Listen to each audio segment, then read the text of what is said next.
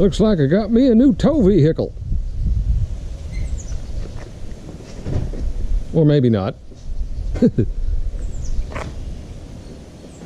I would never recommend doing something like this, as that's a 22-year-old half-ton, and that's a 10,000-pound travel trailer. And that's without a weight distributing hitch. I only do this to move it around in the yard, and honestly, that truck doesn't want to move this trailer unless I put it in 4-low. But the surprising thing, you would think that this would max out the suspension. Now, granted, I replaced these springs about 5 years ago because the original ones were shot.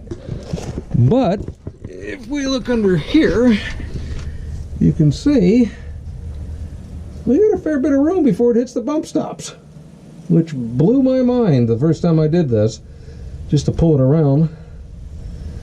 I figured this thing would just bottom it right out, but it doesn't.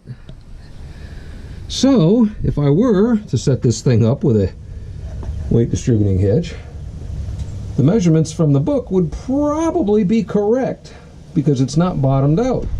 One of the problems current model half-tons have, it's like my Dodge with the coil springs, is when you put the full weight of the tongue on the truck like this and then take your measurements, it completely bottoms the rear end out onto the bump stops. And that doesn't work. The directions in the book then are irrelevant. It doesn't give you enough nose rise to let you know what's happening, because it hits that first, and now you're not playing with the suspension anymore, you're playing with a solid frame. And so the directions in the book don't work.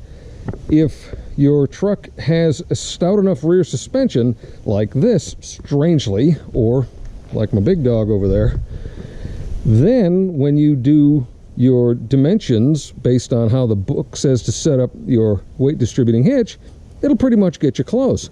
Otherwise, what you end up doing is not distributing enough of the weight because the nose doesn't rise high enough. So anyway, that's about my thoughts on weight distribution and what not to tow a ridiculously large travel trailer with. So anyway, hope you all have a good one. Take care.